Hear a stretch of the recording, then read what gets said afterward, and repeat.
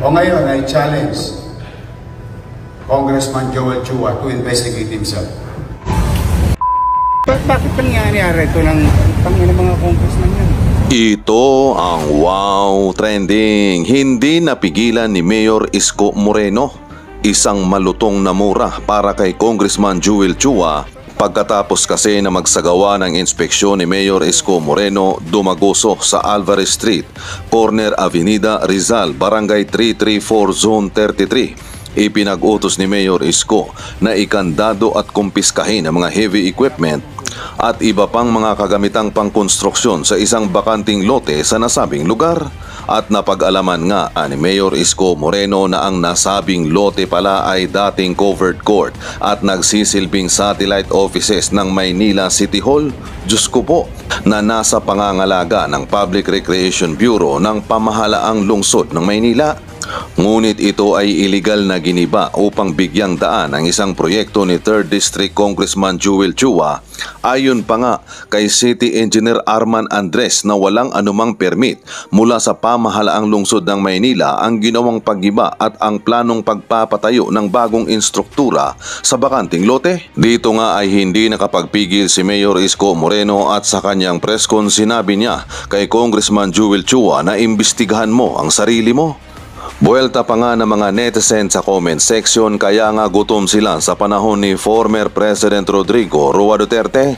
Nakahanap sila ng presidente ngayon na nakapalda, tiba-tiba ang mga buhaya. Kaya hanggat kaya nilang gawin talagang hindi na makakabalik ang mga Duterte sa pwesto. Sanay na kasi sila sa nakaw, nangangati ang kamay. Kami ang mga nagbabayad ng buwis sa bansang ito ay sukdulan na ang galit sa lantad na korupsyon at pagtataksil na ginawa gamit ang pera.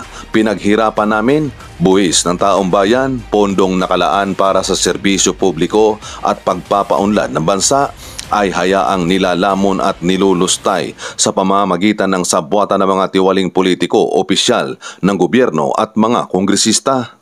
Tama mga congressman, ang trabaho nyo ay gumawa ng batas. Ngayon, gumawa kayo ng mga batas ng kurap sa gobyerno at magnanakaw. Matibay na batas para walang kurap yung firing squad, kaya kulong for life or hindi pwedeng tumakbo sa halalan at hindi na pwede magtrabaho sa gobyerno. Walang gumagawa ng batas na yan kasi mauubos kayo. Pakasuhan mo na Yorme para magkaalaman na makabawi naman ang taong bayan sa mga kurakot.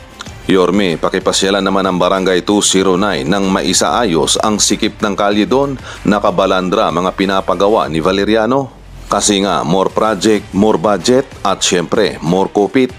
Isa nga itong si Mayor Joel Chua na ayaw sa parusang bitay sa mga kurakot sa gobyerno.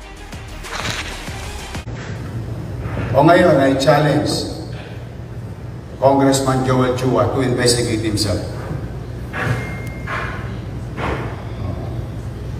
Sinabi ko na sa inyo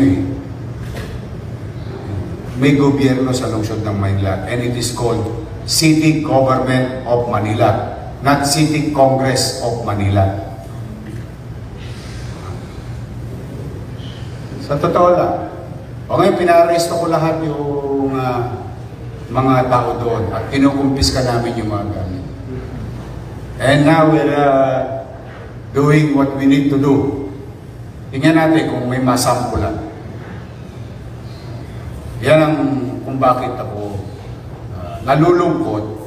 Hindi pa nadala itong mga congressman. Iniimbestigahan na sila ni Presidente. Nagka-leche-leche ang flood control sa buong Pilipinas sa pakikialam ng mga congressman. Sino may sabi? Secretary po naman.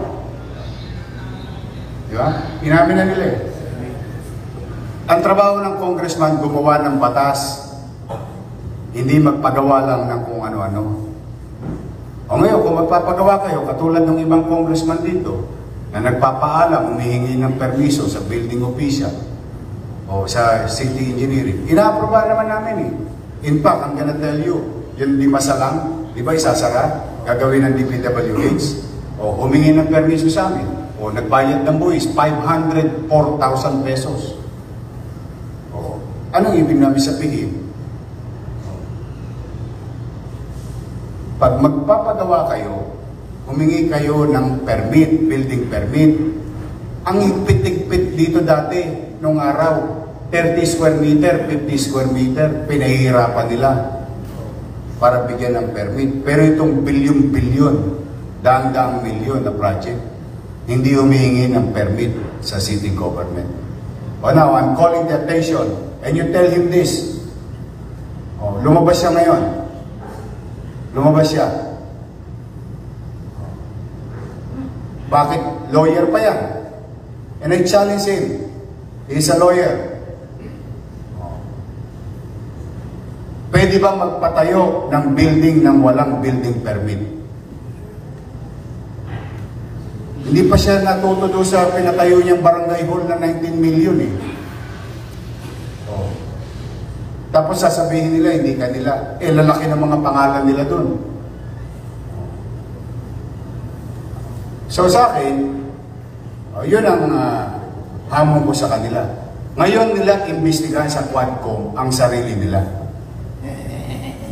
Eh, totoo. The sauce for the gander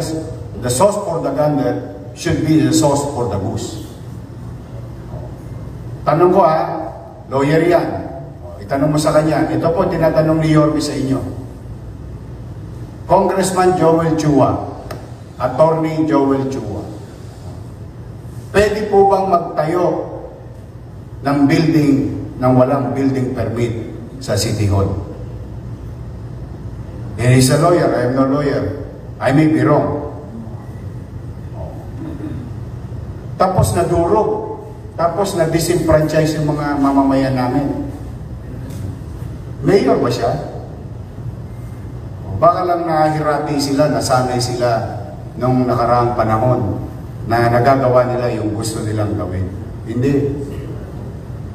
Kanina naawa ako doon sa mga matatanda. Pero mo alam mo ginawa, pare? Pinatayan ng kuryente. Tapos pinalalayas. Nino? Nung kontraktor. Nino? Ni congressman. Dahil sa wala silang permit, pumasok sila sa amin, sa property namin, kaya kinumander. Kaya ngayon, nilak namin yung at pinakakasuhan namin. Ngayon, hinahanap namin kung ilang milyong piso yung property giniba nila without, ito pa isa, Congressman Joel Chua, pwede bang mag-demolish ng walang demolition permit? That is my challenge to them. You tell that to Congress. Sinabi ko na in-interview na nga ako sa bilyonaryo, kung naalala ninyo. Sinabi ko na yan, nagpa-abiso na ako, baka kala nila, mga superman sila dyan. Basta ako, may pananagutan sa taong bayan. Abusado yan mga, katulad yung isang congressman pa doon sa District 2, yung Sunog Apog Pumping Station. Wala rin. Yan ang nangyayari, base doon sa tanong mo, bakit hindi maghihilit ang ulo ng mga mayor? Bakit? Pakiramdam nila kasi, sila na ang pinakamakapangyarihan na taong gobyerno sa buong Pilipinas. They can do what they want to do because they are congressmen. They can investigate who they want to investigate because they are congressmen. On the premise of what? Good governance. Uulitin ko. Good governance. Sige. Pwede ba mag-demolish ng building ng gobyerno nang walang demolition permit? Pwede ba mag-construct vertically, horizontally, nang walang building permit? He's a lawyer, and I challenge him directly. Sabihin niya ngayon kung alin ang tama at mali. Baka mas magaling siya sa akin kasi lawyer siya. Iyan ang ko. Kaya ako talaga, basta ako, proteksyonan ko ang karapatan ng mga taga Maynila because that is my obligation. Now, kung hindi sila hihinto sa pang-aabuso nila sa kanilang kapangyarihan, papapanagutin ko sila. Hindi ako, wala akong, no hard loss ako sa kanila. Sa totoo lang. May gobyerno na sa lungsod ng Maynila. Anong araw baka nagagawa nila, nabubola-bola nila yung mayor. Isa lang po ang gobyerno sa Maynila. Ang pangalan, City Government of Manila. Headed by local chief executive. Tapos, ang usapan. Ayun po ang tugon ko dyan. Kaya ganyan ang damdamin ko. Okay na po, boss. Thank you. Thank you guys, sir. Okay, thank you. Thank you. Thank you. Tangina, bakit nangyayari ito ng ano, hindi nyo inaano sa akin? Hello? Lahat to kumpiskay nyo. Walang permiso yan, property to ng city. Penalize nyo lahat yung mga gamit nila dito. Ano, hindi na ako matutulog? Wala na talagang gobyerno, kanya-kanya na lang. Tangina mga congressman yan.